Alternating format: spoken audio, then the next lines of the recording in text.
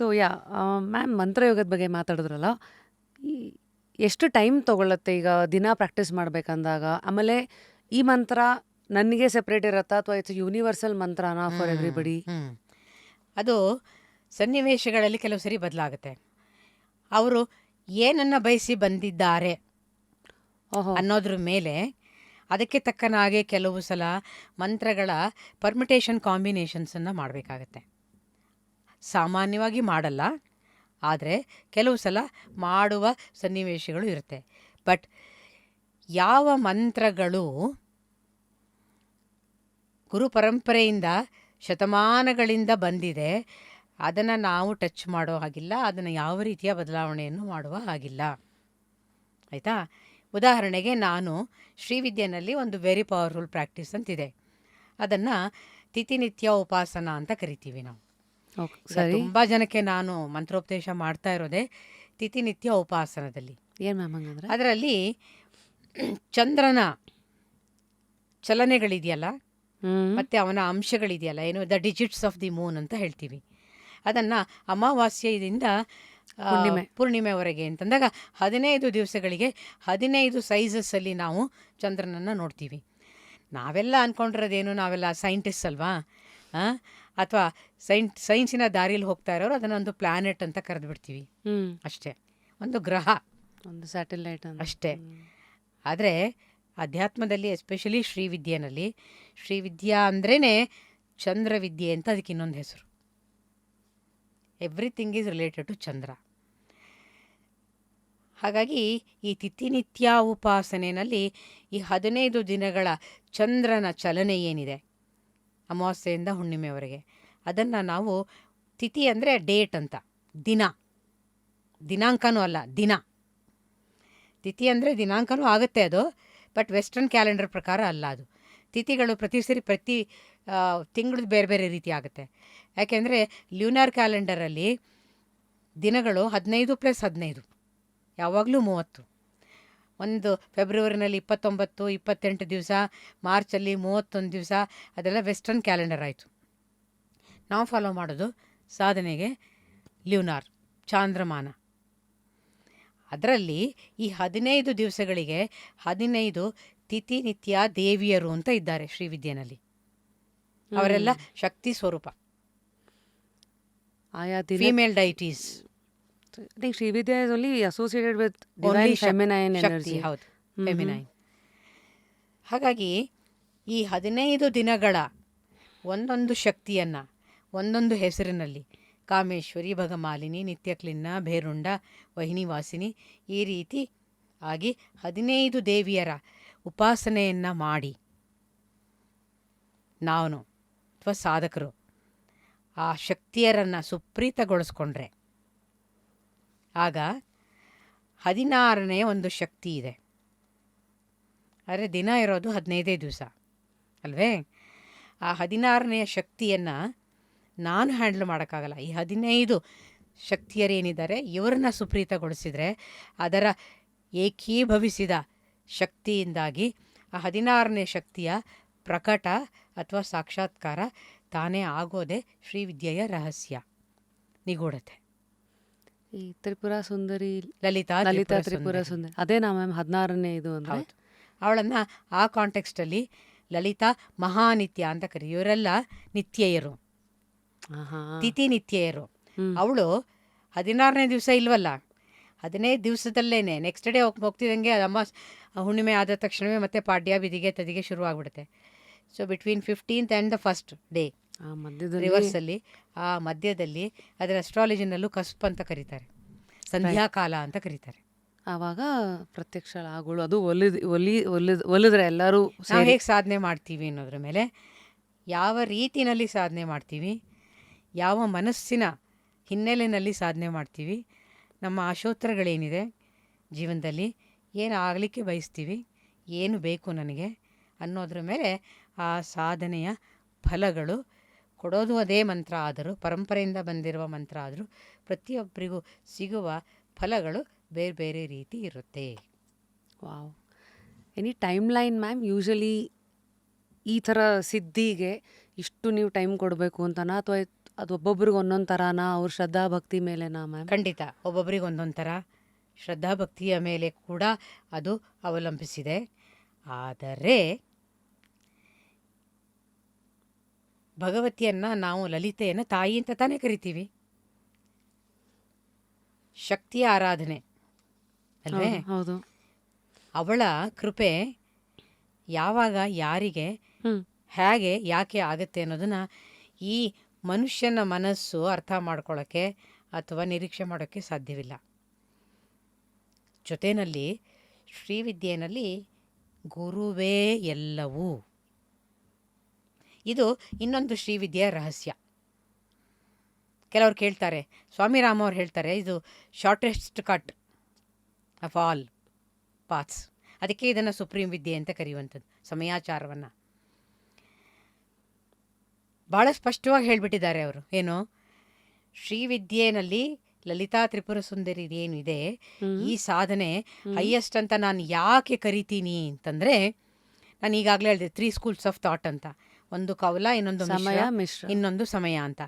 ನಾವು ಫಾಲೋ ಮಾಡೋದು ಈ ಸಮಯಾಚಾರ. ಸೈಂಟಿಫಿಕ್ಕಾಗಿ ಅವ್ರು ಎಕ್ಸ್ಪ್ಲೇನ್ ಮಾಡ್ತಾರೆ. ಹಾಗಾಗಿ ಕೇಳುಗರು ಯಾರಾದರೂ ಕೌಲ ಮಾರ್ಗ ಮತ್ತೊಂದನ್ನು ಈಗಾಗಲೇ ಆರಂಭ ಮಾಡ್ಕೊಂಡಿದ್ರೆ ಇದರಲ್ಲಿ ಬೇಸರ ಪಟ್ಕೊಳ್ಳುವಂತಹ ವಿಷಯ ಏನಿಲ್ಲ, ತಿಳ್ಕೊಳ್ಳುವಂತಹ ವಿಷಯ ಇದೆ. ತಿಳ್ಕೊಂಡ್ರೆ ಅವರಿಗೆ ಅವರ ಸ್ಪಿರಿಚುವಲ್ ಅಪ್ಲಿಟ್ಮೆಂಟ್ಗೆ ಒಂದು ಬೆಳಕು ಸಿಗತ್ತೆ. ಹಾಗಾಗಿ ಪ್ರಿಜುಡೀಸ್ ಆಗದೆ, ಇಮೋಷನ್ಸಿಗೆ ಒಳಗಾಗದೆ, ನಾನು ಹೇಳಿದ್ದನ್ನು ಯಥಾರ್ಥವಾಗಿ ಅರ್ಥವನ್ನು ಮಾಡಿಕೊಂಡ್ರೆ ಅವರಿಗೆ ಆಧ್ಯಾತ್ಮಿಕವಾದಂಥ ತುಂಬ ಲಾಭಗಳು ಸಿಗುತ್ತೆ. ಇಷ್ಟು ಮಾತ್ರ ನಾನು ಹೇಳಬಲ್ಲೆ. ಇದು ಯಾವುದೋ ಒಂದು ಕಾಂಟ್ರವರ್ಸಿಯನ್ನು ಕ್ರಿಯೇಟ್ ಮಾಡೋದಕ್ಕೆ ನಾನು ಹೇಳ್ತಾ ಇಲ್ಲ. ಹಾಗಾಗಿ ಕೌಲ ಮಾರ್ಗ ಅಂತಂದರೆ ಶಾಸ್ತ್ರಗಳಲ್ಲಿ ಬರೆದಿಟ್ಟಿರೋದೇ ಮಾತನ್ನು ನನ್ನ ಗುರು ಹೇಳಿರೋದು, ಅದನ್ನು ನಾನು ಹೇಳ್ತಾ ಇರೋದು. ನಾನೇನು ಔಟ್ ಆಫ್ ದಿ ಬಾಕ್ಸನ್ನು ಏನೂ ಹೇಳ್ತಾ ಇಲ್ಲ. ಓಕೆ, ಕೌಲ ಮಾರ್ಗ ಅಂತಂದರೆ ಅದರಲ್ಲಿ ಭಗವತಿಯ ಸಾಕ್ಷಾತ್ಕಾರ ಅನ್ನುವಂಥದ್ದು ಮೂಲಾಧಾರ ಚಕ್ರದಲ್ಲಿ ನಡೆಯುತ್ತೆ. ಅದು ಮೊಟ್ಟ ಮೊದಲನೇ ಚಕ್ರ, ರೂಟ್ ಚಕ್ರ. ರೂಟ್ ಚಕ್ರ. ಮೂಲಾಧಾರ ಚಕ್ರ ಅಂತಂದರೆ ಅದು ನಮ್ಮ ಈ ಜೀವನಕ್ಕೆ ಸಂಬಂಧಪಟ್ಟಿದ್ದು, ಶರೀರಕ್ಕೆ ಸಂಬಂಧಪಟ್ಟಿದ್ದು, ಮತ್ತು ನಮ್ಮ ಭಯ, ಹೋರಾಟಗಳು, ದ್ವಂದ್ವಗಳು, ದುಃಖಗಳು, ಪ್ರಶ್ನೆಗಳು ಇವೆಲ್ಲವೂ ಕ್ರೋಢೀಕರಿಸಿ ಇಟ್ಕೊಂಡಿರುವಂತಹ ಚಕ್ರ ಅದು ಮೂಲಾಧಾರ ಚಕ್ರ. ಹಾಗಾಗಿ ಅಲ್ಲಿ ತುಂಬಿರೋದೇ ಅದರಿಂದ. ನಮ್ಮ ಪ್ರಯಾಣ ಮೂಲಾಧಾರ ಚಕ್ರದಿಂದ ಆರಂಭ ಆಗಿ, that's also A very important ಚಕ್ರ. ಅದಿಲ್ಲದೆ ನಮ್ಮ ಅಸ್ತಿತ್ವವೇ ಇಲ್ಲ. ಮೂಲಾಧಾರ ಚಕ್ರ ಎಲ್ಲಿಯವರೆಗೂ ಚೆನ್ನಾಗಿರುತ್ತೆ ನಮ್ಮ ಶರೀರದೊಳಗಡೆ, ಅಲ್ಲಿಯವರೆಗೂ ನಮ್ಮ ಆರೋಗ್ಯ ಎಕ್ಸಲೆಂಟ್ ಆಗಿರುತ್ತೆ. ನನಗೆ ಎಲ್ಲ ಕೆಲಸ ಕಾರ್ಯಗಳನ್ನು ಮಾಡುವ ಕ್ಷಮತೆ ಈ ಶರೀರಕ್ಕೆ ಬರೋದೇ ಮೂಲಾಧಾರ ಚಕ್ರವನ್ನು ನಾವು ಚೆನ್ನಾಗಿ ಇಟ್ಕೊಂಡಾಗ. ಅಂದರೆ ಎಷ್ಟು ಇಂಪಾರ್ಟೆಂಟ್ ಚಕ್ರ ಅದು. ಅಲ್ಲಿ ಭಗವತಿಯ ಸಾಕ್ಷಾತ್ಕಾರ ಆದಾಗ ನಮಗೆ ಈ ಜೀವನಕ್ಕೆ ಸಂಬಂಧಪಟ್ಟಂತಹ ಗೊಂದಲಗಳೆಲ್ಲ ಕಡಿಮೆಯಾಗಿ ಬೇಕಾಗಿರುವಂಥದ್ದು ಸಿಗತ್ತೆ. ಹಾಗಂತ ಅವಳು ಸಿಗ್ತಾಳೆ ಅಂತಲ್ಲ, ಆ ಶಕ್ತಿಯ ಮೂಲಕ ಏನು ಬೇಕೋ ಅದು ನಿಮಗೆ ಸಿಗ. ಹಾಗಾಗಿ ನಾನು ಏನನ್ನು ಕೇಳ್ತೀನೋ ಅದಕ್ಕೆ ತಕ್ಕನಾಗೆ ನನಗೆ ಸಿಗುವ ಪ್ರತಿಫಲಗಳು ಅಂತ. ಮುಂದಕ್ಕೆ ಹೋಗ್ತೀನಿ. ಇಷ್ಟು ಹೇಳಿ ಏನು, ನೆಕ್ಸ್ಟ್ ಮಿಶ್ರಕ್ಕೆ ಬಂದರೆ ಅದು ಕೌಲಾಚಾರದ ಬಹಳ ಪ್ರಮುಖವಾದ ಅಂಶಗಳನ್ನು ಬೆರೆಸಿ ಅದಕ್ಕೆ ಇನ್ನೊಂದಷ್ಟು ಬೇರೆಯ ಅಂಶಗಳನ್ನು ಬೆರೆಸೋದ್ರಿಂದನೇ ಮಿಶ್ರ ಅಂದರೆ ಬೆರಿಕೆ ತಾನೆ. ಸಮಯಾಚಾರದ ಕೆಲವು ಅಂಶಗಳು ಮಿಶ್ರದಲ್ಲಿ ಇದೆ, ಮಿಶ್ರ ಮಾರ್ಗದಲ್ಲಿ ಇದೆ. ಕೌಲಾಚಾರದ ಕೆಲವು ಅಂಶಗಳು ಮಿಶ್ರ ಮಾರ್ಗದಲ್ಲಿ ಇದೆ. ಅಲ್ಲಿ ಹಾಗೆ ಕಾಂಬಿನೇಷನನ್ನು ಮಾಡಿದಾಗ ಸ್ವಾಮಿರಾಮ ಅವ್ರು ಹೇಳ್ತಾರೆ, ಅಲ್ಲಿ ಒಂದು ಎವಲ್ಯೂಷನ್ ಆಗುತ್ತೆ, ಸ್ಪಿರಿಚುವಲ್ ಎವಲ್ಯೂಷನ್. ಏನು, ಮೂಲಾಧಾರ ಚಕ್ರದಲ್ಲೇ ನನಗೆ ಭಗವತಿಯ ಸಾಕ್ಷಾತ್ಕಾರ ಆಗಿಬಿಟ್ರೆ ನನ್ನ ಸಾಧನೆ ಅಲ್ಲೇ ನಿಂತು ಹೋಗ್ಬಿಡುತ್ತೆ. ಅದು ಪರಿಪೂರ್ಣವಾದ ಸಾಧನೆ ಅಲ್ಲ. ಆದರೆ ಕೌಲದಲ್ಲಿ ಆ ಭ್ರಮೆ ಉಂಟಾಗುವ ಸಾಧ್ಯತೆಗಳು ಇರುತ್ತೆ. ನನಗೇನು ಬೇಕೋ ಅದು ಸಿಕ್ತು ಅಂತ ಹೇಳಿ ಸಾಕು, ಮುಗೀತಂತ. ಟಿಕೆಟ್ಟು ನಾನು ಮುಂಬೈಗೆ ತೊಗೊಳೋದು, ಆದರೆ ಅದು ಎಲ್ಲಿ ಡೆಸ್ಟಿನೇಷನ್ ಎಲ್ಲಿದೆ ಅಂತ ನಂಗೆ ಗೊತ್ತಿಲ್ಲ ಅಂದರೆ ಬೆಂಗಳೂರಿಂದ ಒಂದು 5-6 ಸ್ಟೇಷನ್ ಆದಮೇಲೆ ಟಿಕೆಟ್ ಟ್ರೈನಲ್ಲಿ ಬಂತೇನೋ ನನ್ನ ಸ್ಟೇಷನ್ನು ಅಂತ ನಾನು ಹೇಳಿದ್ಬಿಡ್ಬೋದು. ಈ ಸಾಧ್ಯತೆಗಳಿರುತ್ತೆ ಅಂತ. ಮಿಶ್ರದಲ್ಲಿ ಇದು ಸ್ವಲ್ಪ ಮುಂದಕ್ಕೆ ಕರ್ಕೊಂಡೋಗಿ ಸಾಧನೆಯಲ್ಲಿ ಅದು ಅನಾಹತ ಚಕ್ರದಲ್ಲಿ ಭಗವತಿಯ ಸಾಕ್ಷಾತ್ಕಾರ ಆಗುತ್ತೆ. ಎಲ್ಲ ಕಡೆ ಆಗೋದು ಭಗವತಿಯ ಸಾಕ್ಷಾತ್ಕಾರವೇ. ಬಟ್ ಬೇರೆ ಬೇರೆ ಚಕ್ರಗಳು.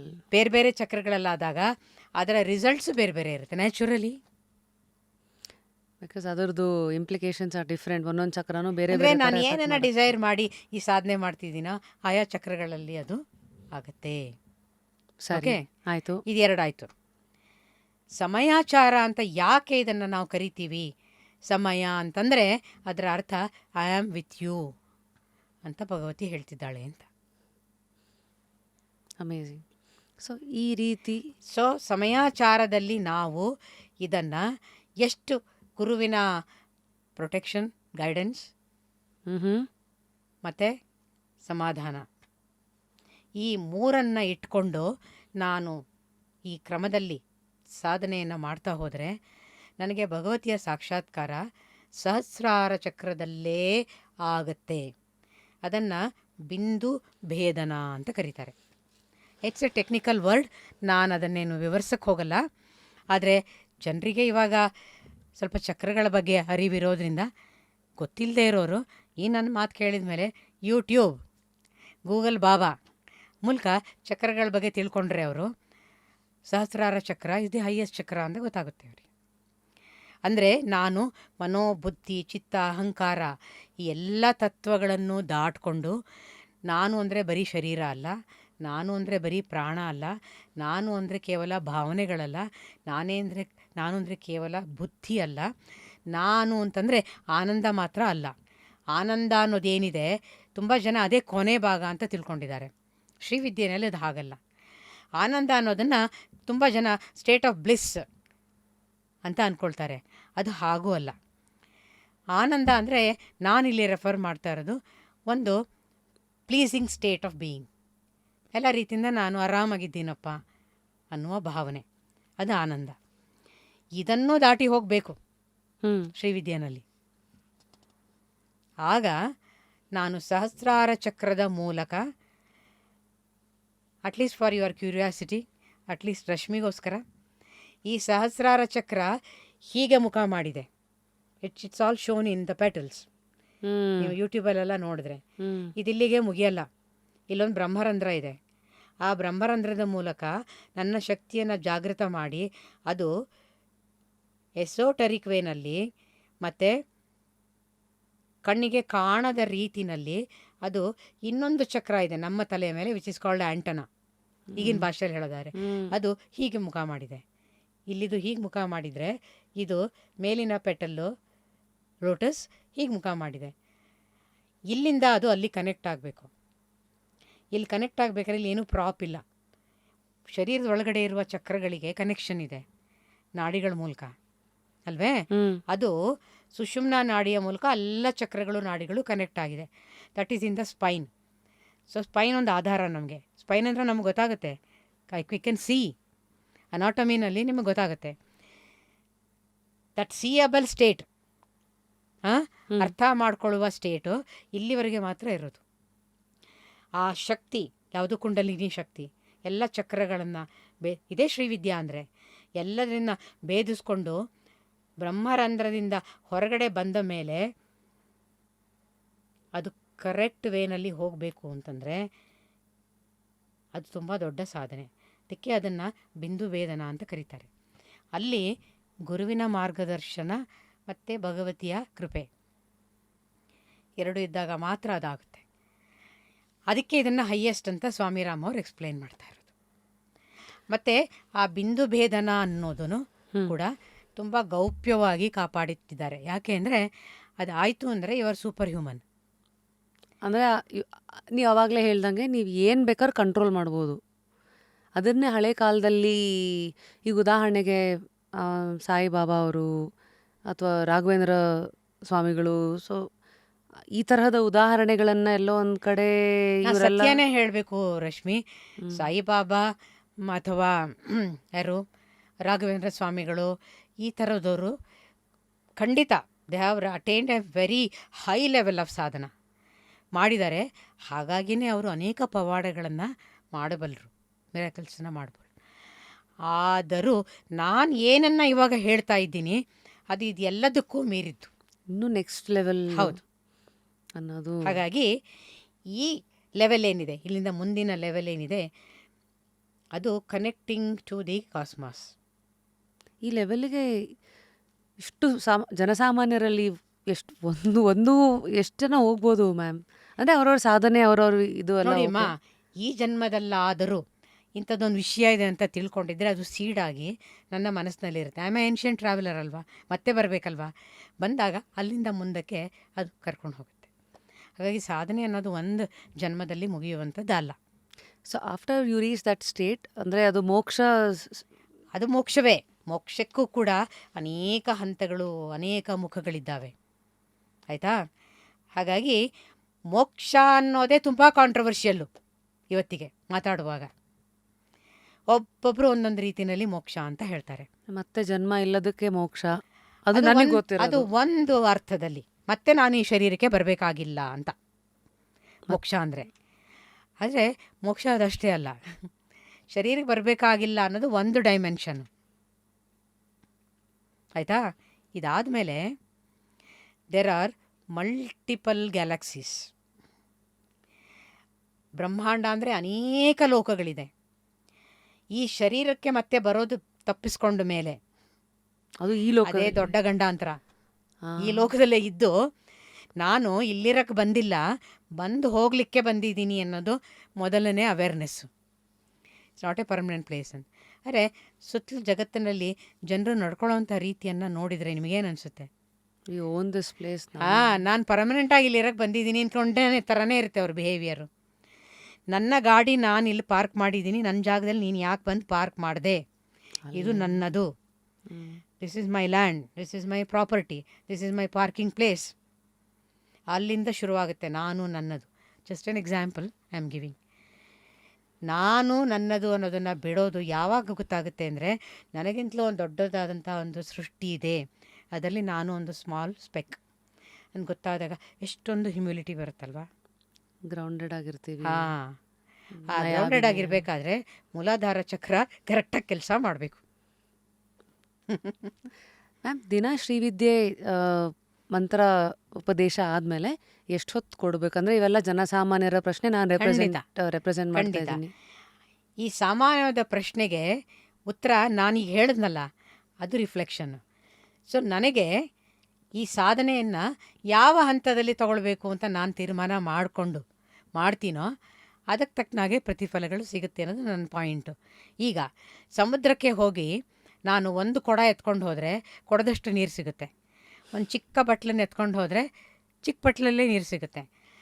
ವಾಪಸ್ ಬರುವಾಗ ನಾನು ಅಯ್ಯೋ ಒಂದು ಕೊಡ ತೊಗೊಂಡೋಗ್ಬೇಕಾಗಿತ್ತು ಅಂದರೆ ಏನಾದ್ರು ಉಪಯೋಗ ಇದೆಯಾ? ಇಲ್ಲ. ಅದಕ್ಕೆ ಮತ್ತೆ ಮುಂದಿನ ಜನ್ಮ ಕಾಯಬೇಕು ಅಂತ.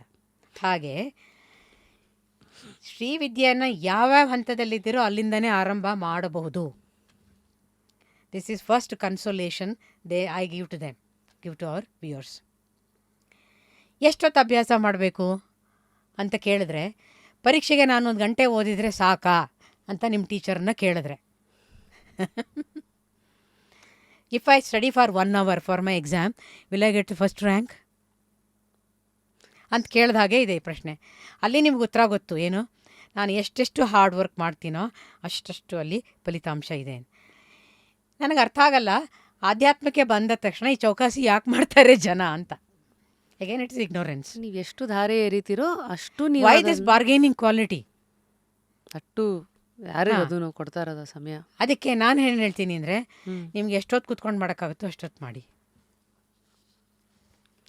ಅದೇ ನಿಮ್ಮ ನಿಷ್ಠೆ ಎಷ್ಟಿರುತ್ತೋ ಅಷ್ಟು ಅಲ್ವೇ? ಪ್ರತಿಫಲ. ಈಗ ನಾನು ಒಬ್ಬ ಸ್ಕೂಲಿನ ವಿದ್ಯಾರ್ಥಿಯಾಗಿ ಅಥವಾ ಕಾಲೇಜ್ ವಿದ್ಯಾರ್ಥಿಯಾಗಿ, ಎಂಜಿನಿಯರಿಂಗ್ ವಿದ್ಯಾರ್ಥಿಯಾಗಿ, ಮೆಡಿಕಲ್ ವಿದ್ಯಾರ್ಥಿಯಾಗಿ ನನಗೆ ಗೊತ್ತಿರುತ್ತೆ ನಾನು ಎಷ್ಟು ಗಂಟೆ ಓದಿದರೆ ನನಗೆ ಬೇಕಾಗಿರೋ ರಿಸಲ್ಟನ್ನು ಪಡ್ಕೊಳ್ಬೋದು ಅಂತ.